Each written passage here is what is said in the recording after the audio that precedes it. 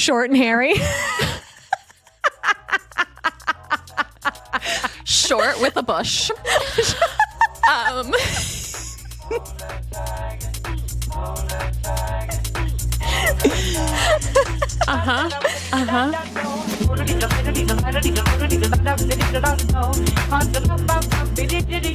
That's right. And I'm Phoebe. And I'm Jacques. And welcome to Do You Ever Feel Like... I can't. Where we ask the questions that everyone's thinking and no one's answering. I know I also had a stroke doing that too. I'm sorry. Wait, robot Phoebe? I was going for like AI newscaster. Yes, that is right, Jacqueline. I am here, but like, why do they got that cadence like that? You know? I don't know. Can someone do a free 45-minute video essay for somebody? Why are they talking like that? You know me, I can't ever get out a sentence to save my life. Like I don't ever. This, like right now, I can't talk. I just have a bunch of pauses. And I feel like maybe I'd be really good at that job because... Do you ever get those like videos of like the voice actresses from like the tech talking to each other? I'm like, I don't like this. I don't like this. Does it feel... It feels weird. You're so far away from me. I know. We were together for so long. We were together for like months. And then I go to like set everything up and I'm like, this was what we used to do? This is crazy. I know. Like, what? It's pretty funny. It's pretty funny. It's very classic. Classic us. Classic I guess long distance besties. I guess for the audio listener, we are not in one location. I feel crazy today. Like, I don't look cute. My background is a mess. You know, what is like, behind? I'm just like, really, it's actually your ring light setup. It's the mess from when and your suitcase that's here. That's funny. That's hilarious. Yeah, I didn't do any of the like prep. No, because I feel psychotic. Well, there's a lot happening. I feel psychotic. I know a friend just texted me. She's like, how's packing? And then I sent her photos of the floors of the new house. So I'm like, that's not really my issue right now. No. Anyway. But what a fun project to be having. It's very weird. So for listeners, I bought a house. We can tell people now. Okay. Can we tell people? I don't know. I've been really waffling. Okay, here's listener exclusive. I got married and I bought a house and I haven't told the internet at all. And I don't think I will. I feel like the podcast is different. The girlies are different than the internet. I think the girlies are so different than the internet. Because we've said some shit on this podcast. That I don't even necessarily think we would put it Instagram stories. No, exactly. I do also think as we both agree, like this is a trust circle. And popping up on the internet once a thing has happened, like way later, is so much chic and cool. Like, it's so much chicer. I kind of had, okay, so did I tell you this idea? So I was considering like posting our quote unquote wedding photos, which is, we went down to City Hall and we got married. Jacqueline was there. Okay, I'm actually so upset because we got all those photos back and you're not in any of them. Wait, I had that idea. All day. I know. I was like, there's not a single photo of just me and you even on your wedding day, which is so funny because I think most of the photos on my wedding day are just me. No, there's not a single photo. Yeah. But that's okay. Yeah, it's just you, Heidi, and Sierra. That's the only photo I have of you with your flowers. Whatever. Yeah. But wait, what was I saying about getting married? Oh, I was thinking about doing like an Instagram post, being like, I let my captive out of the house long enough to get married. Yeah. But then I was thinking if anyone commented on it, setting up like an automation to send people tickets to my Fringe show.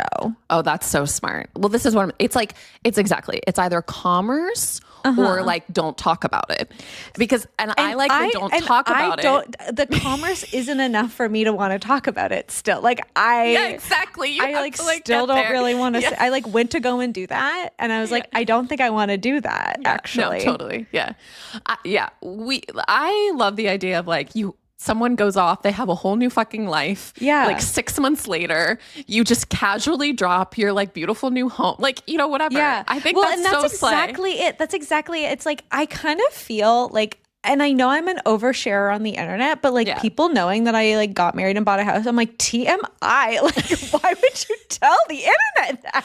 I will talk about my vagina on the internet, but I will not. I will talk about my vagina to anybody. Yeah, I rocked up to a workshop the other day and we were asked to do introductions, and they're like, what's the most embarrassing thing? And I was like, well, let me tell you about the vibrator I threw out the other day. Yeah, exactly. Like, that's no problem. But yeah, I don't want anyone to know that I'm married. That's so or you embarrassing.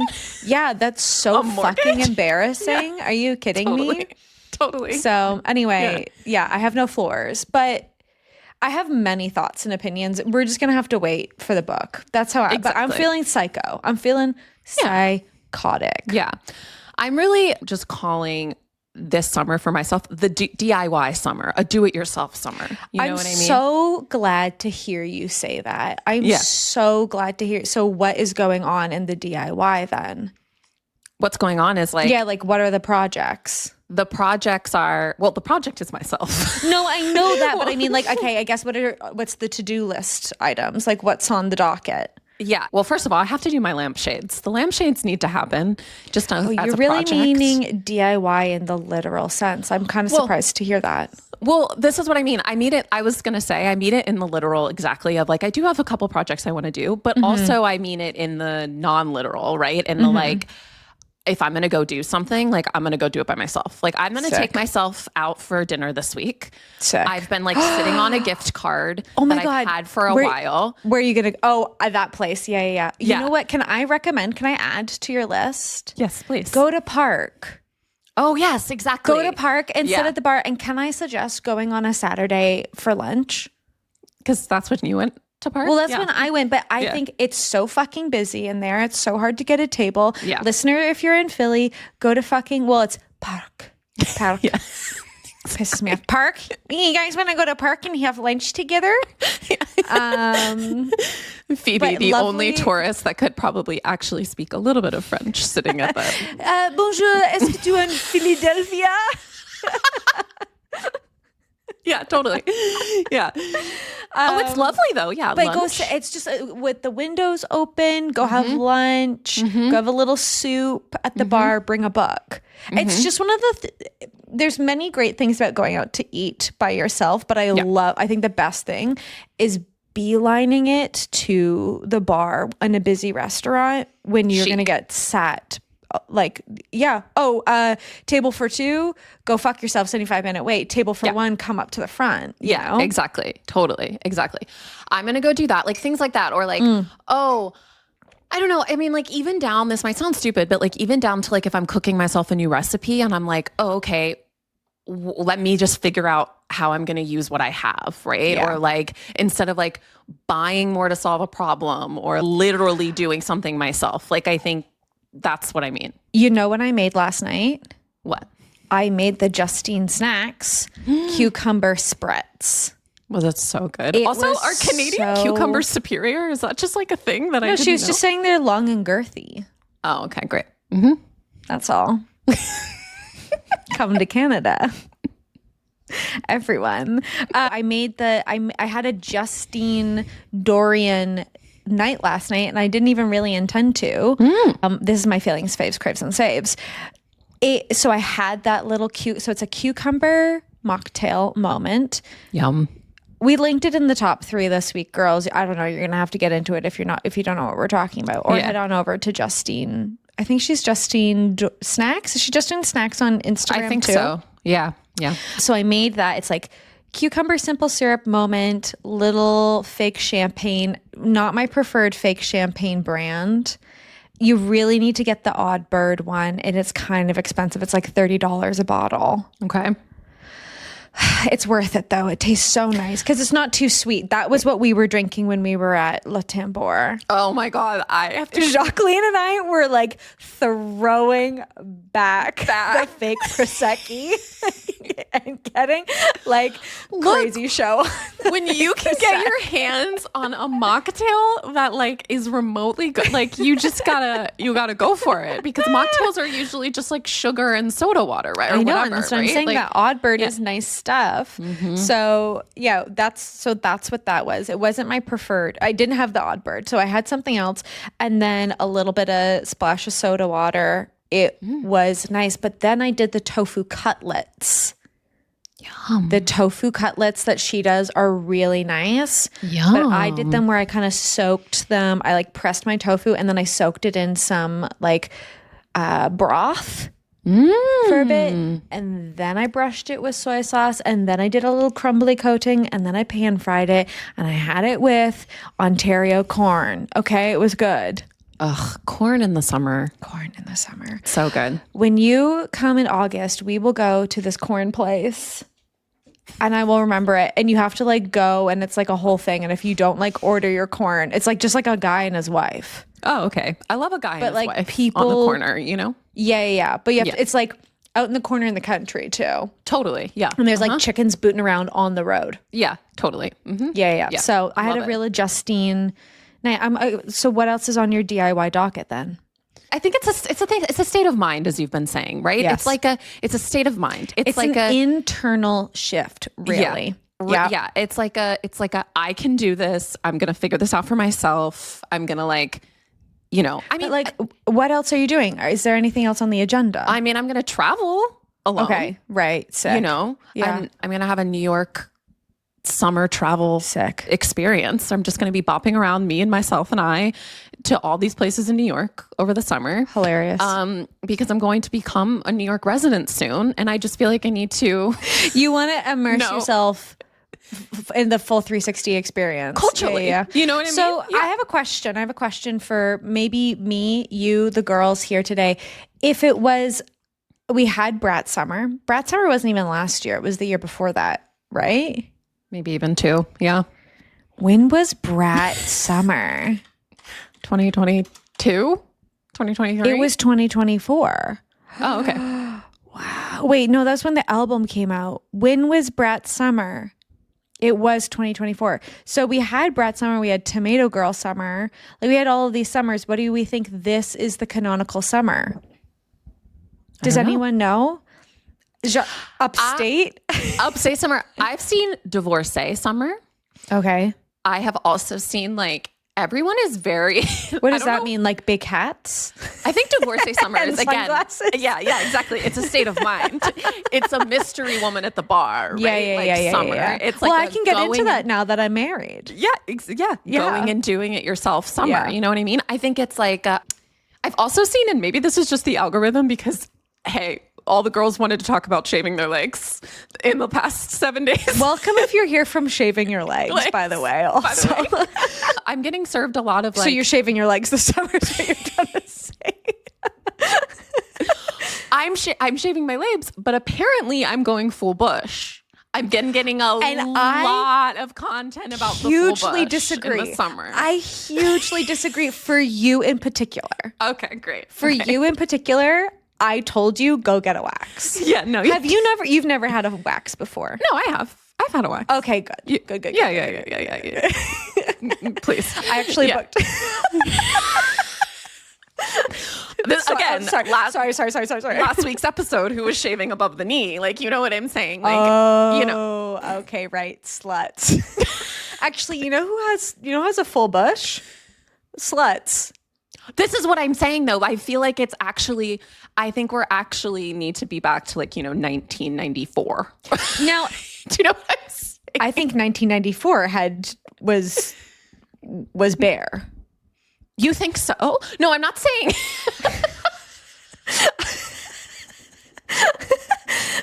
You mean like culturally or my own personal push in 1994? I'm like, you were 2 years old, weren't you? I was 0. I definitely had no bush in 94. I mean culturally, I feel like. Yeah, I think culturally we were doing no bush.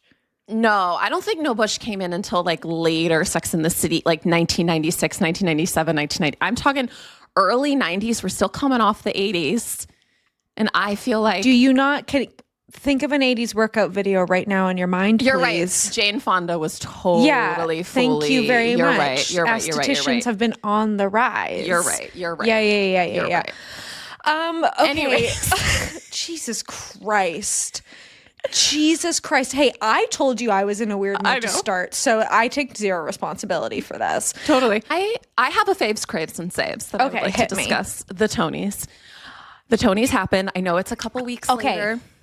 Sorry, pause, actually. I don't have enough clips of the Tonys. Okay.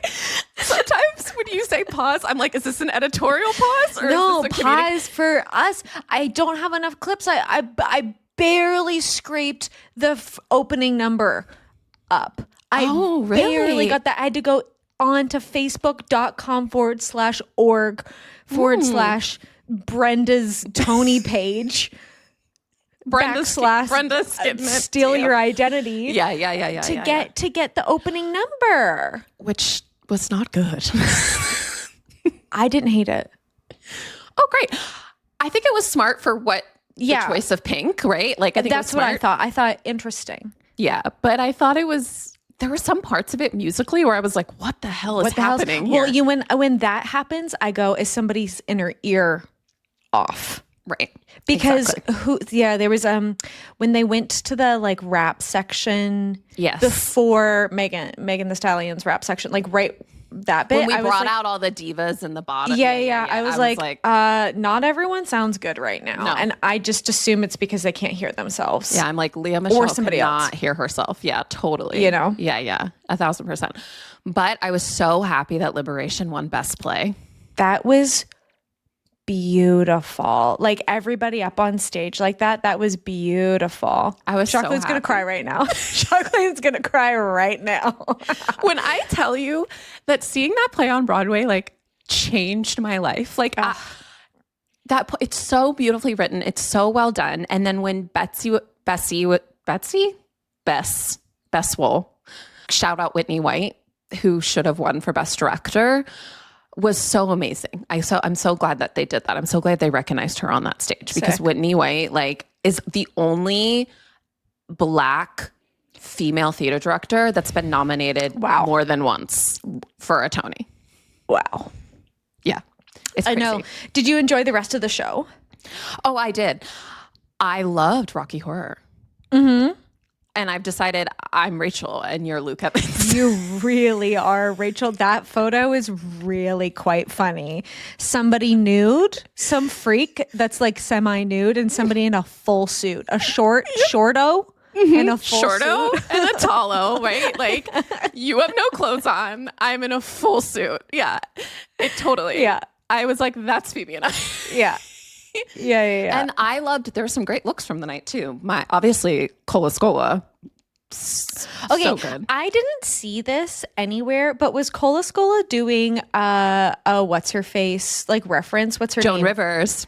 Oh, a Joan Rivers. Okay, I thought it was. Oh, why can't I think of her name? With the voice.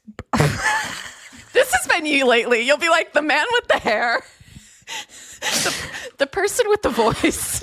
She's in Thumbelina. What's her name? Carol. I don't know. Carol Burnett? Channing. Carol Channing. Was it not a Carol Channing kind of it was Joan Rivers. I mean, I saw Joan Rivers, but maybe there was clearly another moment it's of some Carol sort Channing. of reference. But I mean, that's Cole's. But that's what I mean was like last year it was Bernadette Peters. Yeah. And this year it was really giving Carol Channing to me. Oh, I see. Yeah. I also loved how Cole was describing the shade of pink. It was actually really pissing me off. I knew you were going to have thoughts It was on really this. pissing me off because that's not correct. I That's know. just simply not correct. I know. It was Cola Pepto-Bismol is what they were calling it, right? Oh, no. Cole Scola was calling it ibuprofen pink. That's what it was. And I was like, Phoebe's going to be like, ibuprofen is not pink. And if it's anything, clearly you don't want to say Tylenol. Yeah. That's right. Grow a pair. Non-binary. Cola person. Scola. Yeah. You know what? And Cola say, Scola, clearly grow you're a not pair. allowed to say Tylenol. You don't want to know who's repping ibuprofen for today? It's a me. And frankly, most of the time you're repping ibuprofen. Most of the time. Maybe that's why. Yeah, it was really bothering me only based on the fact that it wasn't correct. As I just don't somebody who appreciate reaches that. for her ibuprofen bottle. Yeah. On the I think reg. that's why I'm feeling a little bit crazy because I got my paid injections today and I actually feel like Raggedy Ann. I cannot keep my head up. Do you want to lie down? I can't. I'm here with you. Anyways, I loved the Tonys this year, and the only thing that I really am team cats in this ragtime cat situation. I don't think ragtime should have won the revival. I think cats should have. And but it's not Cats. I feel like we have to say that, right? It's Cats Jellicle Ball. Cat's Jellicle Ball. Yes, should have won. Because I haven't seen. Have you seen yet? Should we go see? I saw it. You but saw you it? can see it again. Yeah. I saw it when it was like not on Broadway. I saw it like when it was workshopped. Yeah. I was going to say, should we go see it at the end of the month? I think we should. I think you would love it. I think we should. Yeah. Because like, what do I hate? Cats. You hate cats, but I think you would really like it. But I know that this is not the same thing. And that's the thing. And that's why it should have won for Best Revival, because revivals take a piece, right? And do something with it. Ragtime, it was a very kind of like traditional, whatever you can say about like direct or like vision for the show. But also, you know, I just would like to point out that we don't like to see Black people happy. We only like to see Black people. Oh my God, right? pain. Yeah, it's like the 12 years a slave thing or something like that. Yeah. Like, okay, so. Can I say something actually? I feel that is why people don't like Sinners. Whenever I hear some sort of like narrative critique of that film, I go, I just don't think you understand jazz, quite frankly. Yeah, exactly. Anyways. That's the Tonys. I'm so glad you enjoyed it. Yeah, no, I'm really annoyed. I haven't been able to like watch enough of it. I thought, oh, I'll just watch it the next day. Incorrect. No, I've barely been getting anything. I was really kind of oh my God, what's her name? Maya Rudolph. Maya Rudolph. Mary right now. I know. Wow. Huge. Who do you think will she still be there? No, she won't still be there. Yeah, I don't think she'll still be there, unfortunately. That's okay. Sad. I mean, I'll see anyone, you know? I mean, that was another thing that Cole was saying. Cole was like, look, get in line. Okay, I know everybody wants to be Mary.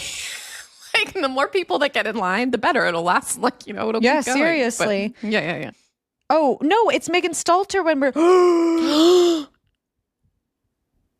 I forgot. Wait. I think we talked about this last episode We did. too.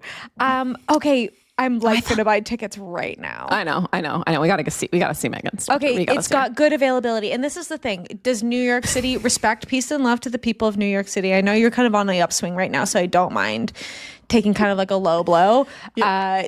Your city sucks in the summer. That's why no one's there. That's why no one's there. So there'll be good seating. Oh, that's when to go for sure. Theater and all the other things you want to do that aren't as expensive because nobody's there. Yeah. Okay, totally. Sick. Anything else? Any other feelings, faves, and saves? No. Great. Shall we get to the question? Sure. Hit me, baby. Phoebe, do you ever feel like the art of gossip? The art of gossip. Come, gather round, children. Gather round, children, exactly. For I have a tale to speak to you. The narrator. In Rocky Horror.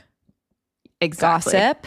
Exactly. Gossip. Honestly, I heard of these two freaks down the way. Yep. The whole show is all gossip, right? The whole show is gossip. I actually feel like if I was to cast you... Rocky! Remember that? What's that scene? Dr. Scott. Rocky. Janet. Brad. There we go. That's what I was trying to do. Great. Dr. Scott.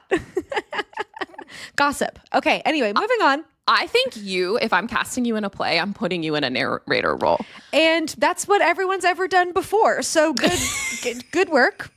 Good work me, good work you, good work anyone that's ever cast me in anything before. That is the role that I get. Yeah. I mean, you're a trusted I'm lead ensemble. Yes, I know. You're number one on the call sheet. I don't know what to say. You know what I'm saying? Okay. So I wanted to talk about this obviously because we're talking about gossip, but I just feel like when you grow up in the theater, you just you just create like a really intimate relationship with gossip from like a backstage perspective. Everybody's gossiping, but also through like a technical perspective. I think you learn how to become a really good gossip because you learn about like narrative in theater, you know? And I think similarly to my like performance of like, I think Catholic school really gave me my like performance edge. I think like I'm a better gossiper. I'm a better communicator because of theater, because of what I've learned from storytelling. Yeah, because call time's at 6, show's not on till 9. What do I got but 3 hours in a dressing room? Yeah, what do we got Me, but you, time? and Joe, girl.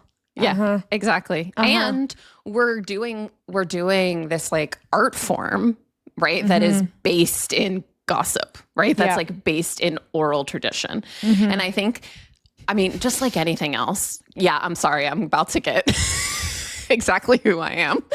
Just like anything else, it all starts with art.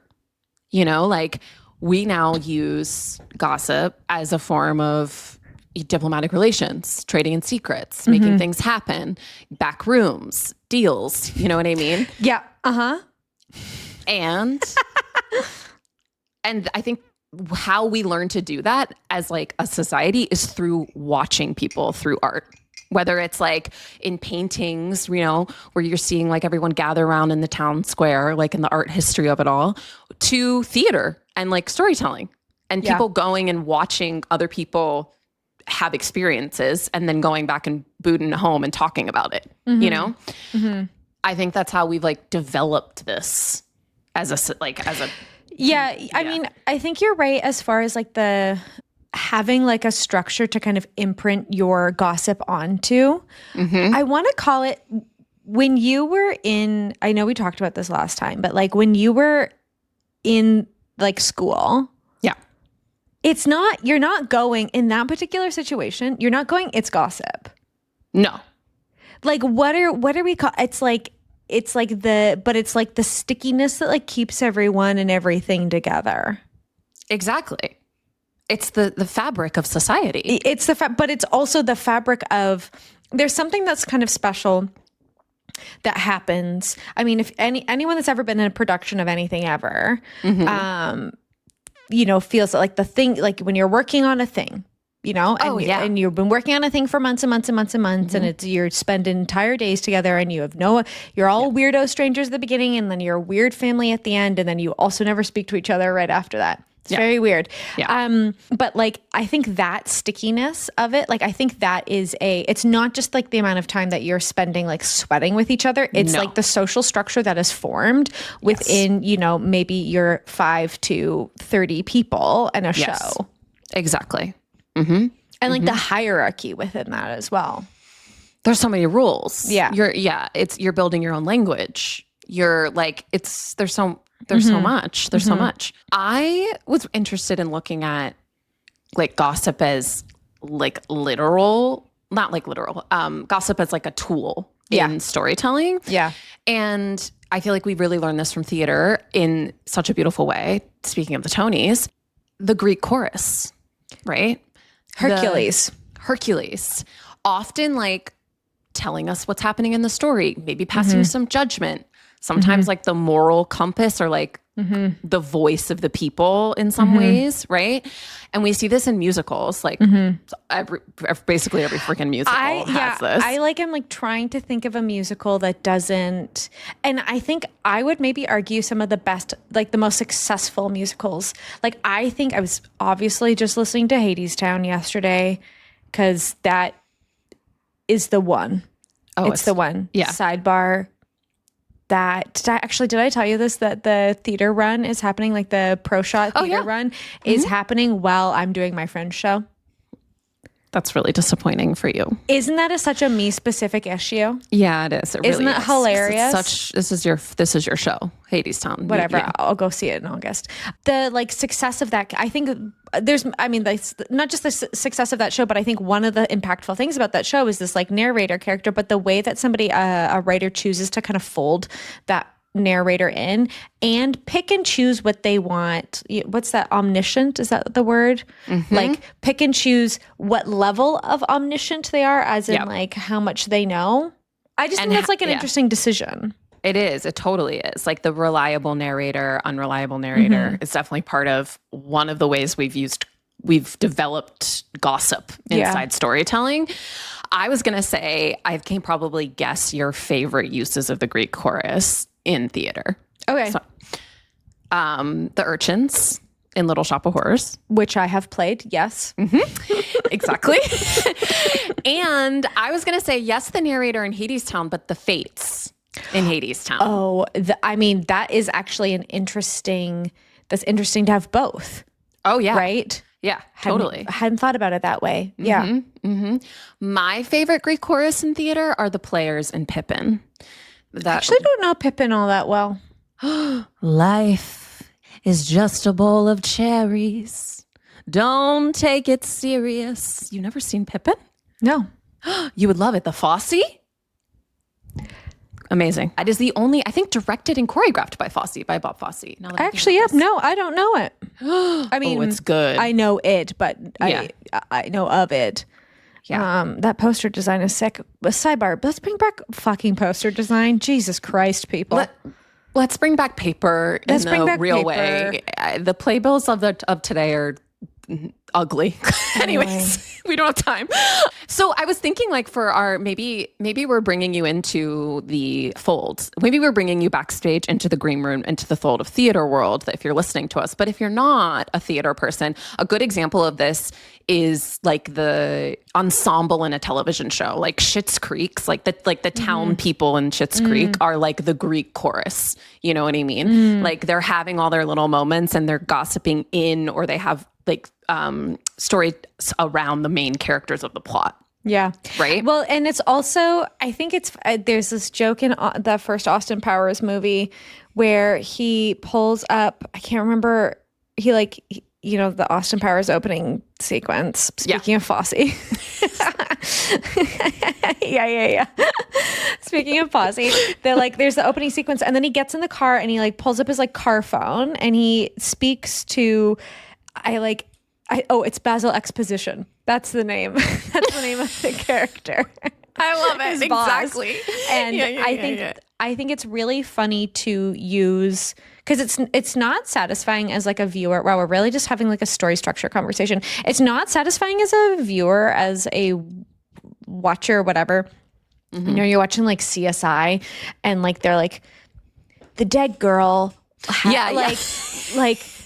She's got red nail polish on. It's I actually feel like I'm writing too good of a CSI episode. I was going to say she's got the red polish on that the hooker had, and they must be working at the same thing. It's not a very satisfying piece of writing when you just get served exposition like that. But I think it's really funny to use a trope to do that. Or, I mean, in the case of Austin Powers, make a joke about Basil Exposition. Exactly. Yeah. Totally. That happens with narrator characters where they're in on the joke. You know what I mean? Yeah. Or they're the only character that's aware of audience and story at the same time. Right. Yeah. Which is a very special place to be, which makes sense that you're constantly being cast as that. Anyways. Okay. So yeah. The OG of gossip in theater obviously is Shakespeare, you know? Shakespeare put gossip on the map. No, I'm kidding. Shakespeare, kind of. Shakespeare put it in storytelling for the first time. Basically, we went from Greek theater where we have Greek chorus, we have the jester, the court, etc. And then Shakespeare decided, let's use this as a device in plot. I asked a friend of the pod, Emma Rosa Went, who is a director in New York. I think running right now is As You Like It, which is the Public Theater's mobile unit of Shakespeare. Fun. this summer through the 28th, and Emma directed that. She also recently, and the ensemble recently, for a show called Initiative at the Public Theater, won a Drama Desk Award, and were nominated for a Lucille Lortel nomination, which is like a big deal. Anyways, I asked Emma, who is a huge Shakespeare person, obviously. Oh, fun. How this is used, how gossip is used in Shakespeare, and like her thoughts on that. So, hello, Emma Wendt here. So Shakespeare and gossip. It's interesting because there are certainly plays where the use of gossip as the destruction of a person's reputation are really important to the plot. Plays like Much Ado About Nothing and certainly Othello, where part of the villain's aim is to use talk as a way of degrading a person's reputation. Usually a woman. In the case of Much Ado About Nothing, it's Hero. And in the case of Othello, it's Desdemona, of course, but it's also Cassio, whose lament about his reputation is really driven by the fact that people are going to talk about his kind of transgressions, and it will ruin his professional standing and his social standing. And these are things that the villains use against characters in really sort of cunning and evil ways. But actually, the first thought that I had when you asked me this question was about the ways in which gossip is usually coded in more modern life as more of a feminine pursuit, right? But the actual instances of gossip in Shakespeare that I first thought of were about the ways that male characters maneuver politically in court plays, in history plays. Richard III is a great example. A lot of the kind of machinations of that plot really run on gossip. And Henry VIII, which is, in my opinion, a much lesser play, but is really similar. Even Henry IV, the way that Hotspur and Hal talk about each other and kind of further their rivalry by hearing other people talk about each other and themselves. The way that gossip in Shakespeare is actually, in my opinion, mostly a modality of men maneuvering around each other and trying to get the better of each other. And I find that really interesting, that I think we think of it as a very girl thing, but actually in Shakespeare, I would categorize it more as a male thing and as a way of men moving in the world. Shit. Thanks, Emma. That's so funny, because my first thought while we were listening to this was, I wonder if gossip, like, is gossip as a like theater, as like a narrative device, is it used because it's relatable? Like, it's relatable to chat about other people, it's relatable to gossip about others. So it's like, it kind of, you know, do we like the street urchins? Do we like the narrator because we see ourselves in this as like, like maybe I would kind of like talk shit about the people around me. Yeah. Or like, I guess is maybe also kind of like your moral compass as well. Like, what do we think about these people? And that person kind of shapes it up. But I think it's really interesting that, once again, like what is gossip? Is it only something that women do? And then, you know, is it political discourse and maneuvering of social standing when it's men? Yeah, exactly. That's, super, super smart. And I think even I went to, when I was thinking about Shakespeare, I was like, oh, right. Like, you know, Romeo and Juliet. Yeah. And like The Nurse. Yeah. Right. Or like these like, frankly, misogynistic representations of like women who were the women that Shakespeare was like listening to in Birthing Suites, as we talked about already, like last time, like, and like pulling the art of gossip from, and then like using on stage, which I think is interesting. And I even went to the women, right? I went to like, but it's true. Like, actually, it's not just The Nurse in Romeo and Juliet. It's like the Capulets and Montagues and like all of the stuff that their happens. whole fucking deal. The whole, like, whole, and like all of those boys, right? Yeah. Like, it's like what I've always really found fascinating about how Shakespeare uses gossip is there's always like, there's like a side we have to pick. Like, who are you? You know, like, are you the gossiper, or are you like the person experiencing the like ramifications of the gossip or whatever? Yeah. And what's also fascinating about A Midsummer Night's Dream is that it's the first time in theatrical history that we see gossip on stage. Like, we see it like two people talking about someone else in the plot, like in the character, and the audience like witnesses that, which I think is interesting. After our episode last week, there's something I've been chewing on since last week. And I maybe some historian would have this answer, but I'm so curious as to what like the social implications of gossip were. I mean, I guess maybe we would know a little bit from like religion, because it feels like so much of our relationship to this thing is Shakespeare's fault. You know, like the like what's the word? Like the gender like aspect of it has been kind of like so I'm curious, was it like what is it like that, or has like this trope of women talking been developed from these plays essentially? Exactly. That's what I'm thinking about, right? Because I even feel like if you look at Romeo and Juliet, it's like the way that the nurse talks and even her version of gossip, like you can tell what Shakespeare's perspective is, right? It's like, oh, you don't like her. She's annoying. She's, you know what I mean? Blah, blah, blah, blah. But then exactly like these men do it in your other plays, and there's a seriousness taken to it, right? Like just positing something here for the listener and maybe for culture as a whole. Do we have Shakespeare to blame for misogyny? Question mark. I would say yes. And then this was like, I was literally thinking about this doing my dishes yesterday. And then I was like, well, then how could, and this is very academic thinking, but it's like, how could we, if that's our source material, then like, how could we really ever do anything all that interesting with it? Yeah. Interesting. Maybe I go say that see as Emma's kind of show. I say that as a Shakespeare hater too. Yeah, you know, like totally. it's so not my bag. Yeah. It was just something. Yeah, it was just something. I was like, I would be so curious. I mean, could we travel? I would love to have, you know, a gal, one of Shakespeare's, you know, maybe Anne. Oh, for sure. It would be great. Could we get Anne in here? And what's going on? What's going on in your household, girl? Because it seems a bit dark. Totally. And I think that's great about Emma's even examples, because I'm like, oh, I'm not thinking about Hamlet. I'm not thinking about Othello. I'm not thinking about these like kind of masculine stories in Shakespeare. I'm thinking about like Midsummer Night's Dream, Romeo and Juliet, like even gossip. Like I'm like, it's almost like the more feminine stories that I went to. Anyways, thanks, Emma. It's very interesting. Taking it back to what you're talking about with the narrator is something that like obviously Shakespeare incorporated. I don't know if we can really say started. I feel like there's narration even before him, but I was kind of curious if you have a favorite theater narrator. I mean, is it from Hadestown? I mean, maybe only because what's his name? Andre. Is it Andre? Why do I want to say De Silva? Andre De Shields.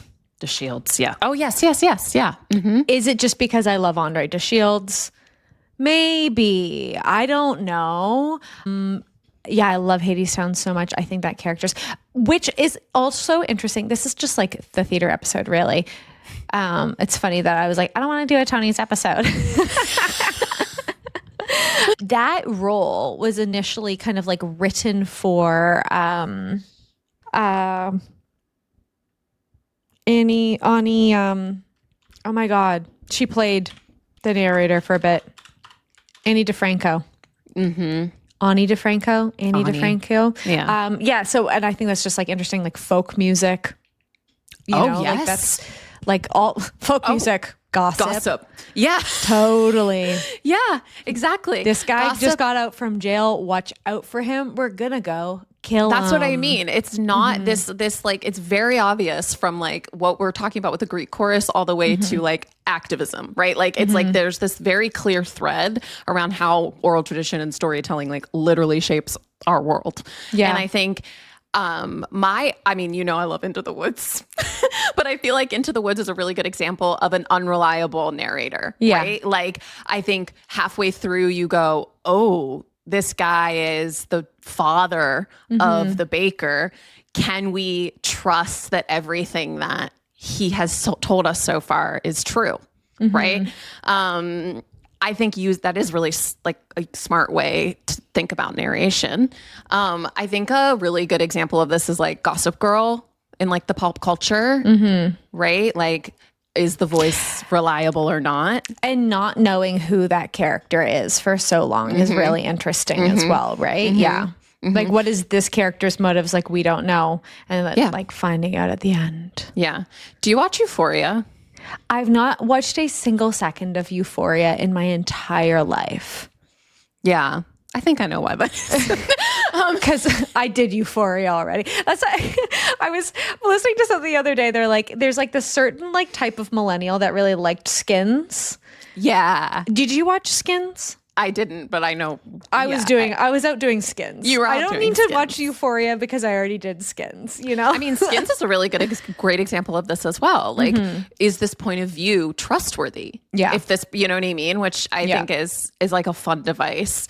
And then another thing that Shakespeare started was like the side characters. So like Penny and Hairspray, Dwight in The Office, they're like, or people that play kind of the moral police to the main character. Those characters are there to remind the main character who they are and like reflect our values back to them, like the values of the world back to them, right? Okay, so speaking of theater kids, when I was in theater in high school, I was always really quite disappointed when I got like the sidekick character.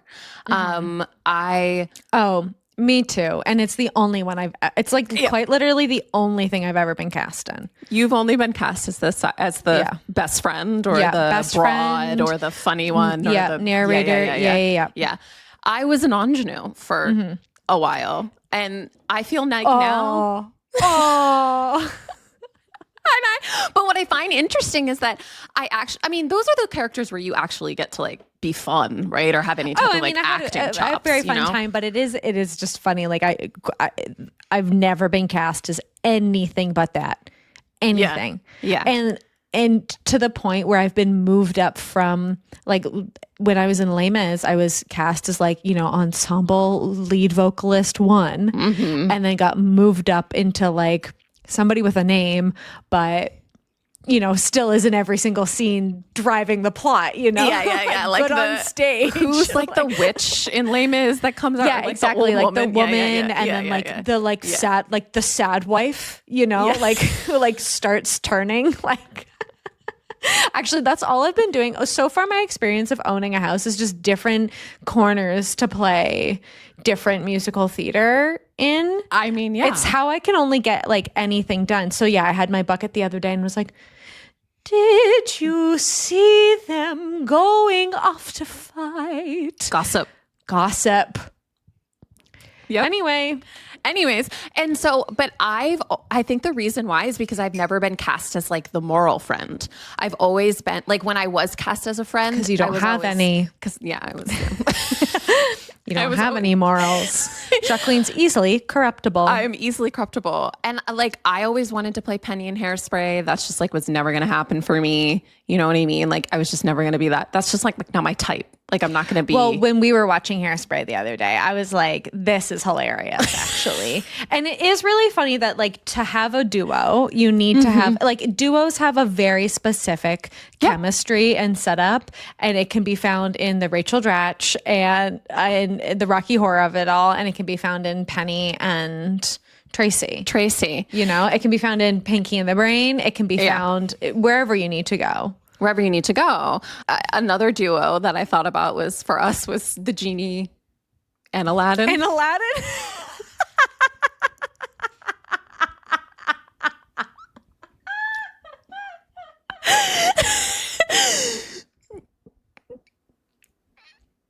Yeah.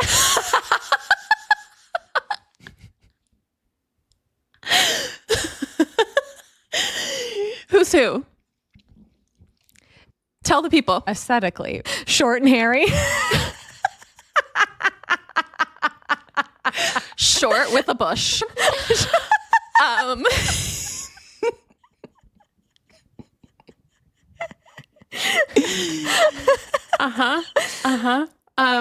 But no.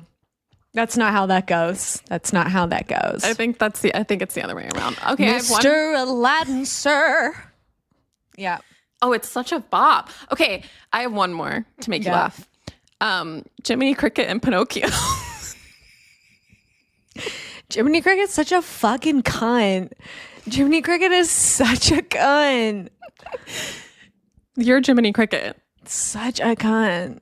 I hate to. Well, Jiminy Cricket doesn't hate to break it to us, like in the way that you don't hate to break it to us. You know what? And actually, I'm flattered. I'm flattered. Yeah, you should Jiminy be flattered. Cricket in the Guillermo del Toro Pinocchio fucks hard. Great. Did you see that film? No. Oh my God, watch it tonight. Is it scary? It's like Guillermo del Toro. Okay. Yeah, scary. I mean, you saw Pan's Labyrinth, right? Yeah.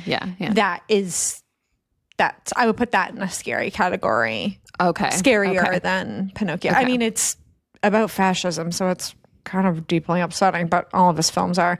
Shout out to Guillermo del Toro. Where are you? I hope you're well.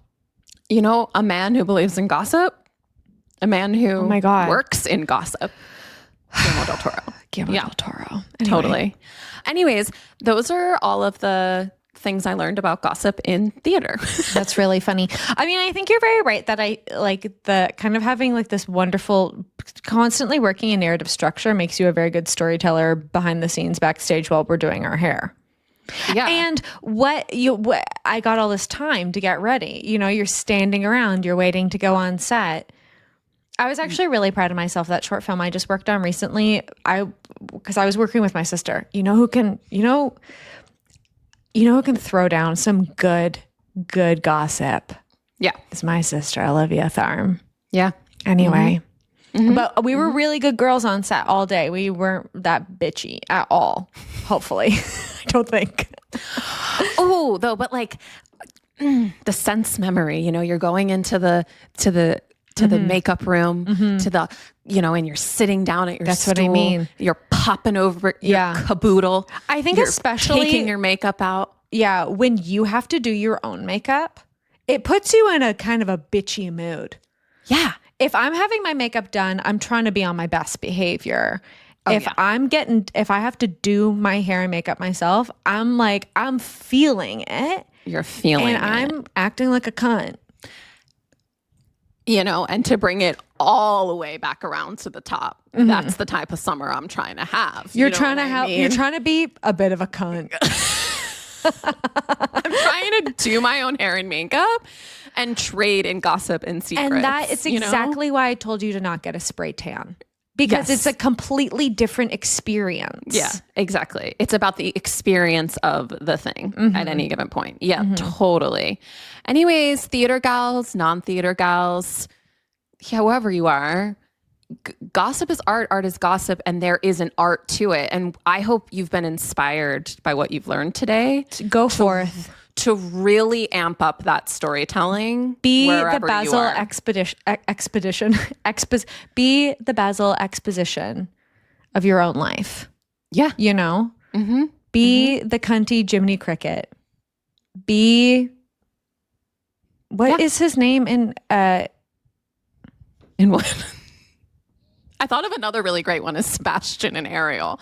Sebastian's like your gay best friend. I mean, seriously, you know who's a bunch of cunts? The narrator. Like, oh my God, Sebastian, you're like really wrecking the party for everyone. And that's so me. That's so me. Will you keep it down? What is your problem? There are people trying to work around here. Yep, totally. Anyways, go forth and gossip. That's all from us. Oh, I meant to plug the frickin' green room at the top of this episode. I was going to text you and I was going to say at the top of this episode, let's plug the green room. And I didn't because I thought, you know why I didn't do that? I thought, I'll remember. And I didn't. Girls, join us in the green room. Join us in the green room. Bonus episodes. We're going to do a Cola Scola artist study this month. You want to talk about being a gossipy cunt? Oh, that's the place to be. That's the place to be. Like we talked about, like the spectrum of our storytelling, right? Like this isn't edited. This is edited. This is edited. Yeah. Green rooms are not edited. Green rooms are not edited. Yeah. There is actually some really good gossip in there. I'll say Green Room, episode 2, I would highly recommend running over there. if you'd like some gossip. And it's long-standing gossip, and Jacqueline wouldn't let me put it on a main episode. Oh, anything? Yeah, there's a law in the green room that's not in a main episode or even on the internet. You know what I mean? So Trust circle. Okay, we love you guys. We'll chat with you later. Okay, bye. bye.